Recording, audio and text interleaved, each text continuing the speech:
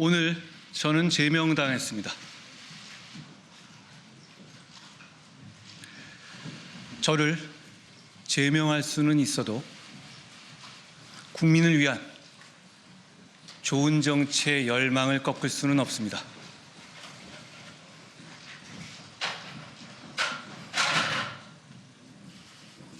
당원 동지 여러분, 그리고 국민 여러분, 우리가 이 당과 보수의 주인입니다. 절대 포기하지 마십시오.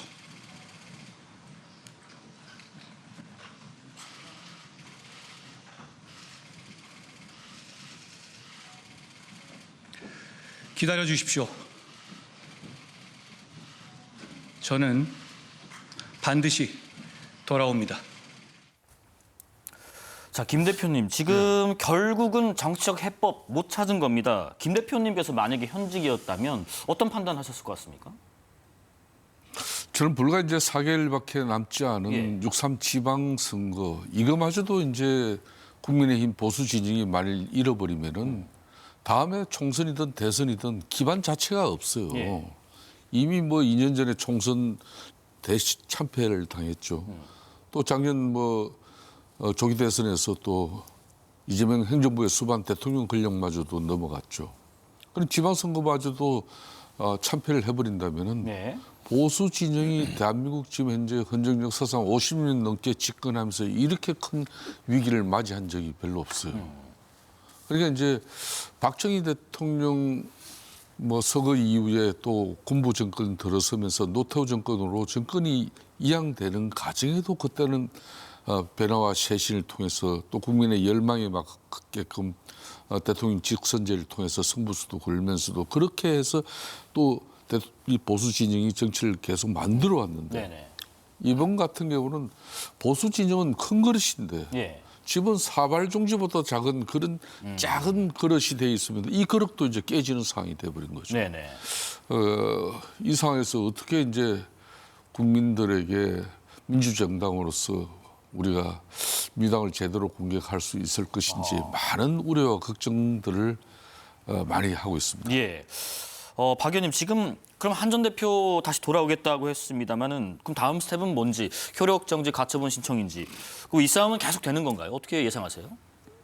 계속 될 것 같고요. 민주당으로서는 보고 즐길 수도 있겠구나. 아까 말씀하신 것처럼 지방선거가 이제 코앞인데 장동혁 대표가 스스로 보수 분열의 붕괴 단추를 눌러버린 거 아니에요? 저는 이제 공도동망의 길로 접어들었다 이렇게 봅니다. 아마 정말 치고받고 싸우다가 이제 그 늪에서 헤어나오지 못하는 상황까지 들어가는 것 같은데 당장 오늘 16명의 친한계 의원들이 지도부 물러나라 이렇게 한 거 아니에요? 자기들도 이제 이렇게 가다간 다 죽겠구나 하는 생각을 하는 것 같고 또 그 서울시장을 하고 있어서 정치적 발언을 좀 자제하던 오세훈 시장도 장동혁 물러나라 이렇게 이야기를 한 거잖아요. 저는 이번 오늘 결정의 최대 패배자는 장동혁이 될 거라고 봅니다. 그러니까 한동훈이라고 하는 정치적인 인물을 그냥 정치적 불만을 뒤에 숨어서 이렇게 댓글이나 달던 쪼잔한 당대표의 자리에서 정치적 희생자의 그 자리로 갔고요.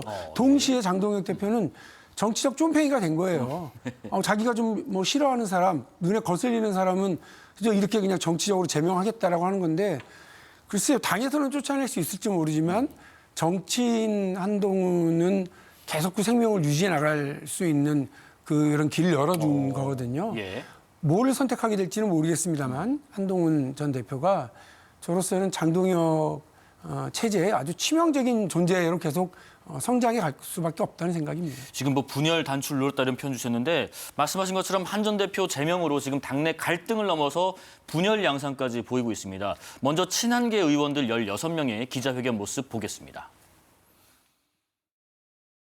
당원 게시판 문제에 대해 정치적 찍어내기다. 문제된 게 없다면서 적극 방어해왔던 장동혁 대표가 이번 사태를 주도한 것은 이율 배반입니다. 개인적 이익을 위해 당을 반헌법적이고 비민주적으로 몰아간 장동혁 지도부는 이번 사태의 책임을 지고 즉각 물러나야 합니다. 그것이 지방선거 승리를 위해 우리 당에 가장 그리고 당장 필요한 일입니다. 강력히 촉구합니다. 김 대표님, 그런데 지금 이렇게 성명 기자회견 발표도 했습니다마는 같이 나가는 의원이 있는 건 아니고 또 개혁신당과 한 전 대표 간의 연대도 좀 쉽지 않아 보이고 한 전 대표의 기자회견 내용도 앞서 보신 것처럼 앞으로의 계획에 대한 아직 정리가 안 된 것 같은 느낌도 좀 받는데 그럼 뾰족한 대안은 없는 건가 그러니까 싶기도 해요. 정치적 예. 대응이 어떤 물리적인 행동이라든지 또 준비된 어떤 계산에 의해 가지고 자신이 이제 제명을 받을 수밖에 없는 그런 당 내적인 정치적 여건을 만들고 예. 제명당했기 때문에 저렇게 간다. 이런 식의 말하는 로드맵은 없어요 전혀. 그렇기 때문에 또 과거 저도 이제 박근혜 전 대통령 탄핵 이후에 이제 당시 탄핵당한 당에서 후보를 설 수는 없다는 그때 네. 당시 유엔 사무총장을 하던 반기문 전 총장이 대권 후보의 뜻은 가지면서도 그런 입장을 가지길래 바른정당을 만들었지 않습니까? 그래서 제가 초대 사무총장을 했는데 예. 보수가 어떤 경우든 하여튼 대한민국의 집권 세력으로서의 그 어떤 중심적 위치는 어떤 경우든 낮지 않습니다. 그렇지만 이제 이걸 앞으로 탈당이라든지 그렇게 해서 새로운 정치 세력을 만들어 나가는 그런 어떤 변화는 저는 힘들다고 봐요. 더 큰 분열이 만들어지기 때문에. 지금 개혁신당 하나도 어떻게 보면은 극복해야 될 큰 과제인데 새로운 어떤 또 신당을 통해서 그건 안 될 거죠. 당 내적으로 이 갈등은 좀 지속되더라도 계속 현재 당내에서 이런 파열음이 날 수밖에 없는 것이고 앞으로 저는 이게 계속 이어질 거라고 봅니다. 네. 지금 현재 작년 하반기에 실시한 당무감사 결과도 있고 하기 때문에 그런 그 당무감사 결과도 이제 당의 위원장들 일부 교체 시도가 이제 있을 것이고 그러면은 정말 당협 관리, 지역을 관리 제대로 못 해가지고 교체될 그런 대상도 정치 보복이라 그러면은 참 이게 어려운 상황이 되는 겁니다. 그러니까 당 대표는 특히 큰 선거를 앞두고는 당내 그런 많은 불화와 갈등이 있다 하더라도 이걸 통합해내고 또 이제 결속시켜내는 그런 갈등 관리자가 돼야 되거든요. 근데 그 갈등 관리를 되려 지금 현재 당 지금 대표 체제에서 이게 만들어졌기 때문에 이 좀 상당히 갈등은 저는 상당히 오래 갈 것이다 이렇게 보고 있습니다. 결과적으로 하여튼 한 전 대표는 야인이 됐습니다. 이 제명에 대한 대응 외에 그럼 한 전 대표의 정치적인 승부수는 뭘까? 개혁신당 이준석 대표 의견이 있는데 한번 들어보겠습니다. 사실 실기를 많이 해가지고 지금은 제가 봤을 때 오늘자로 만약에 제가 조언한다면 서울시장 무소속 출마 정도가 본인이 변수를 크게 키울 수 있는 그런 선택이 될 거다 이렇게 봅니다. 그럼 혹시 어떤 실기를 말씀하시나요? 그러니까 제명되기 전에 계약 먼저 출마한다 그랬으면 제명하자는 분위기가 안 나왔을 것이다 그런 얘기하는 겁니다. 한동훈 전 대표 무소속으로 서울시장쯤은 나와라. 여기에 대해서 어떻게 생각하세요? 이준석 대표 저 말하는 표정을 좀 보세요. 예. 재밌다, 즐겁다, 밝잖아요 표정이. 네. 남의 일이니까 저렇게 얘기를 하는 거예요. 지금 제 앞에서 말씀하고 계시는 김성태 대표님 표정은요 정말 침울하세요. 제가 뵈면서 저렇게 힘없어 보이고 이렇게 답답한 표정 가지고 계신 것도 사실 처음인데요. 네.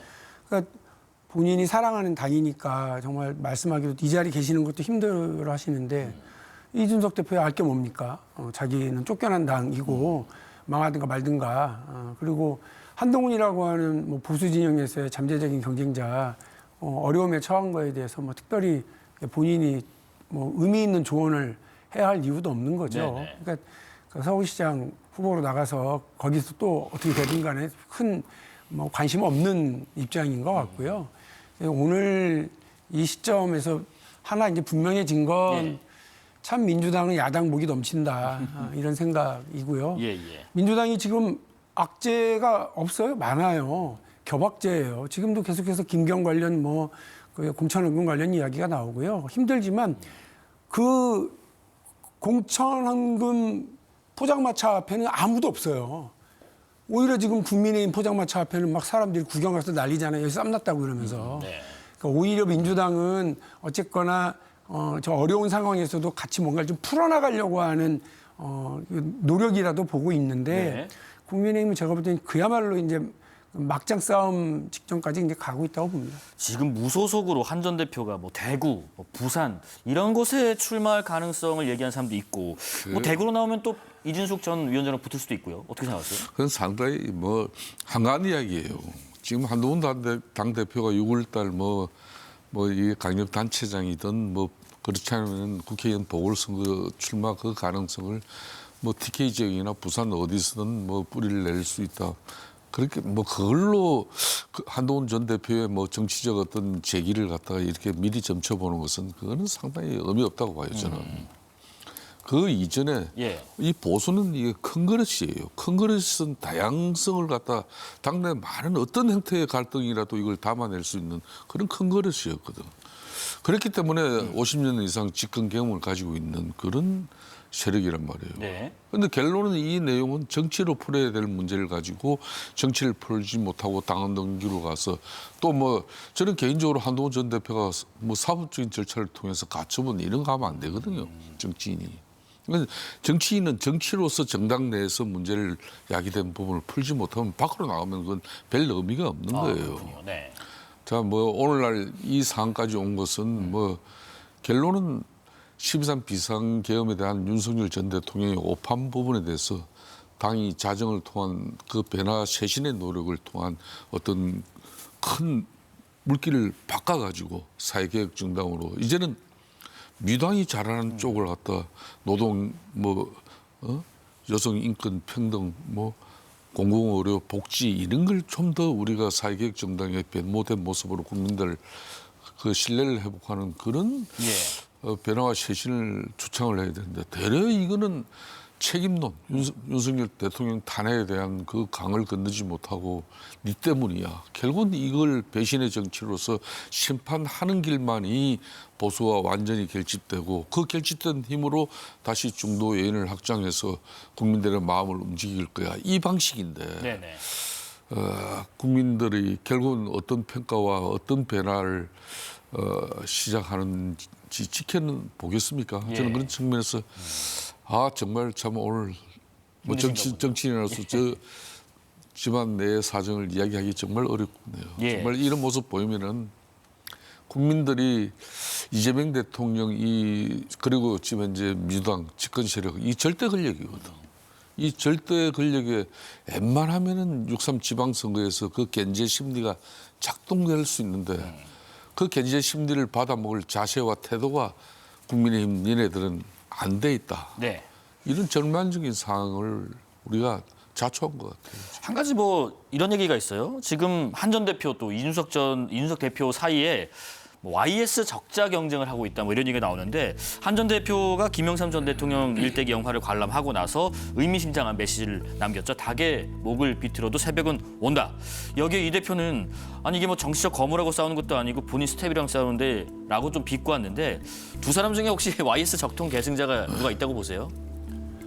아니 YS가 달게 모가지를 비틀어도 새벽은 온다는 얘기만 했습니까? 대도무문이라는 얘기는 했잖아요. 근데 이게 가능하면 좁은 골목으로만 댕기는 저런 쫌팽이 정치를 시연하고 있는 분들이 무슨 YS 얘기를 해요. 아까 우리 김성태 대표님 말씀하셨는데 보수가 계속 확장하고 정권을 오래 유지할 수 있었던 것은 어쨌든 그 작은 차이를 이렇게 자꾸 덮고 의견이 다른 사람이라도 자꾸 합류하려고 하는 그러면서 자신들의 기득권을 지키려고 하고 사회 질서의 변화를 거부하고 이렇게 하면서 보수의 정체성들을 형성해 왔었는데 지금은 요만큼의 그 차이만 있어도 갈라세우고 쫓아내고 서로 공격하고 이렇게 하고 있으니 대도무문 네 글자는 이해하지 못하고 서로 치고받고 싸우는 일만 보이고 있으면 국민들이 보실 때 신뢰를 형성할 수 있겠습니까? 그래서 저는 저 얘기도 의미 없는 그냥 얘기일 뿐이고요. 지금 국민의 상식은 반헌법적인 12.3 계엄은 용납할 수 없다 해서 출발하거든요. 근데 지금 국민의힘의 본류와 본질은 12.3 비상계엄은 내란이 아니다로 출발하려고 그래요. 그러니까 되겠습니까? 그래서 지금 김 전 대통령 아들 김현철 씨도 등판을 했습니다. 국민의힘이 정상이 아닌 것 같다라고 하면서 한 전 대표 이 제명에 대해서 YS의 하나회 청산을 부정하는 것이랑 같다. 김 씨 코멘트에 대한 의견은 어떠신가요? 저는 이제 김현철 이사장 같은 예. 경우도 지금 뭐 얼마나 안타깝겠습니까? 결국 YS는 민주주의를 대한민국 민주주의를 이야기할 수 있는 그런 큰 노련이었는데 과거에 네. 군부 독재에서 또 12.12 쿠데타를 통하고 5.18까지 해서 무고한 인명의 그 엄청난 학살 정권도 그래도 정권을 이어가고 뭔가 이 보수의 어떤 그 정치의 역량을 갖다 보여주기 위해서 3당 합당을 했단 말이에요. 네네. 3당을 합당하는 것은 그때 YS 그 민주주의하고 군부 정권하고 어울립니까? 어울리지 않거든 누가 봐도. 그래도 그 3당 합당을 통해서 정권은 이어갔잖아요. 네네. 그럼 그런 측면에서 지금 이 상황이라는 것은 우리가 이제 국민들에게 정말 새로운 시작의 어떤 변화의 그 동력을 갖다가 YS의 어떤 정신을 갖다가 YS는 민주주의인데 우리는 당내 정당 민주주의에 이거 갈등 하나 이거 회복하지 못해가지고 이런 참사가 나고 있는 이 상황 뭐 보다 못해가지고 이제 김현철 이사장이 뭐 끼어든 거 아니겠습니까? 끼어들었다기보다는 정말 그냥 해초리를 세게 들은 거죠 어른으로서. 더불어민주당에서도 지금 적자는 누구냐 뭐 이런 경쟁 구도가 형성되고 있다 이런 얘기가 좀 있습니다. 고 이해찬 전 총리 빈소에 김민석 국무총리와 정청래 대표가 모든 일정을 취소하고 이제 상주 역할을 맡고 있는데 박 의원님 조문 다녀오셨을 예, 건데 저는 첫날 다녀왔습니다. 분위기가 좀 묘하던가요? 두 분 사이에서요? 그렇게 보면 네. 예, 그래 보일 수도 있겠더라고요. 예, 이제 그 상주로 이제 가족분들 유족들이 계시고 예. 그리고 그 옆에 김민석 총리, 정청래 대표 이 순서로 서 있고 그리고 저 갔을 때는 김부겸 전 총리 지금 계셔서요. 화면에 나오고 있네요. 네. 김부겸 총리가 오히려 이렇게 저한테 이렇게 뭐 가볍게 조크도 던지고 또 이렇게 그 이제 유족들 이제 소개도 하고 이런 말씀 이제 하셨거든요. 네네. 그리고 근데 이제 저 자리에 지금 이제 저 그 조국 대표도 가서 이제 상주 자리에 서서 뭐그 조문객들을 맞이했었다는 말씀도 이제 들었는데 거기 또 유시민 이사장도 있는 걸로 알고 있고요. 예. 그러니까 이제 상주 자리가 제법 이제 많죠. 많네요. 많은 편입니다. 그래서 이제 곧 전당대회가 있고 두 분 다 뭐 전당대회의 어떤 출마 의지를 뭐 공공연하게들 표출하고 있는 분들이니까 네. 이해찬 총리를 기리기 위해서 온 조문객들이 대부분 아무래도 민주당 쪽에 범민주 진영의 인사들이 많을 테니 그분들에게 이해찬이라고 하는 거목의 맞상주 역할은 내가 하고 있다 이걸 보여주고 있는 자리가 상징적으로 되겠더라고요. 네네. 김민석 총리나 정청래 대표 두 분 다 이해찬계는 아니지 않습니까? 그렇습니다. 예.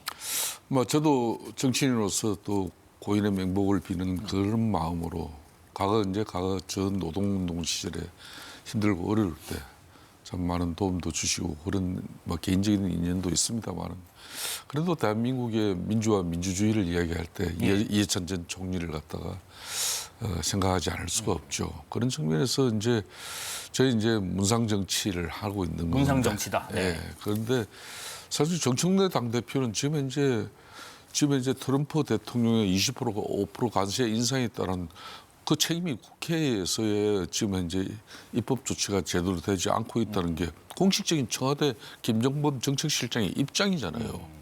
그러면 이 문제를 갖다 집권 세력인 절대 의석을 가진 정청래 당 대표가 그 문제부터 빨리 발등에 불을 꺼도 지금 이제 부족할 상황인데 저기 가서 뭐 저걸 뭐 조문객을 맞는 그게 정청래 당 대표 아니라도 맞이할 분 많이 있지 않습니까? 그럼에도 불구하고 저기 그냥 당무를 거의 중단하고 5일 동안 뭐 저렇게 장례 기간 동안에는 나름 뭐 도리를 다하는 모습이지만은 네네. 저는 좀 납득이 안 되는 부분도 있고 저는 김민석 총리도 마찬가지예요. 본인이 미국을 방문했을 때 그런 낌새 하나 제대로 확인하지 못하고 쿠팡 문제로 곤혹스러운 상황에서의 어떤 한국 정부의 입장만 강변을 했다고는 하지만은 되려 내용은 더 악화되어 있는 상황이었거든요. 네네. 그렇다면 귀국했다면은 이재명 대통령과 정말 긴밀한 논의를 통해 가지고 미국 정부의 그런 인식 그리고 미국의 조야 그런 정치권에서의 이런 여러 가지 그 문제 의식 이런 부분을 우리 민주당하고 정부가 어떻게 풀어야 될 건지 그걸 고민해도 모자랄 총리가 저기 가서 8월달 전당대 그러니까 연불보다는 제밥에 지금 눈이 멀어가지고 저러고 있으니 저 기가 찰 일이죠. 저거도. 지금 두 사람의 당권 경쟁 조짐이 민주당과 조국혁신당의 합당 추진과 관련한 김 총리의 발언을 좀 엿볼 수 있을 것 같아요. 한번 들어보겠습니다. 합당 또는 통합이 더 정상적이고 자연스럽다고 생각을 해왔고요. 아마 대통령께서 이번 그 상황이 불거진 이후에 원래 그렇게 지론이다라는 표현을 쓰신 것도 아마 거의 같은 맥락이 아닐까 싶습니다. 다만 이 시점에 아까 말씀드렸듯이 이 시점에 그런 방식으로 이렇게 제기돼서 많은 논란을 되고 있지 않습니까? 그런 어떤 추진 방식이라든가 시기가 가장 이렇게 잘 실제로 그 결과를 만들어내는 것이었나에 대해서 여러 의견이 현재 있는 상태인 거죠. 근데 저는 그럼에도 불구하고 큰 틀에 있어서는 이것이 잘 되도록 풀어가는 방향으로 보는 것이 좋지 않을까 하는 생각을 가지고 있습니다. 지금 김 총리 발언 좀 들어보면은 어쨌든 시점이나 그 방식 같은 부분에 대해서 비판을 좀 에둘러서 하고 있는 것 같은데 박 의원님은 어떻게 해석하고 계신가요? 김 총리 발언에 대해서요? 저는 뭐 기본적으로 예. 통합의 방향에는 찬성합니다. 예. 그런데 이제 당내에서 나오고 있는 거는 그래? 그 이번 선거에 도움이 되는 거야? 라고 하는 문제 제기. 네. 그리고 시기가 왜 하필 지금이야? 라고 하는 의문. 그리고 이것도 혹시 8월 전당대회 앞두고 연임을 염두에 둔 일 아니야? 라고 하는 의구심. 뭐 이런 예. 것들이 이제 뒤엉켜 있는 거죠. 그렇죠. 그 쉽지 않은 것이요. 현 지도부를 실명으로 공격하거나 비판한다. 그리고 이제 장동혁 물러나라 이렇게 얘기하는 뭐 열 몇 명의 친한계 의원들도 상당히 결기를 세운 것처럼 민주당도 그 3명의 그 최고위원이 이거 뭐 문제 있지 않냐 하고 딱 비판적인 공동 성명을 냈어요. 또 뭐 지명직 최고위인데 박지원 이제 청년인 박지원 최고위원도 역시 반박을 했고요. 4명이 지금 반박을 한 거죠. 네네.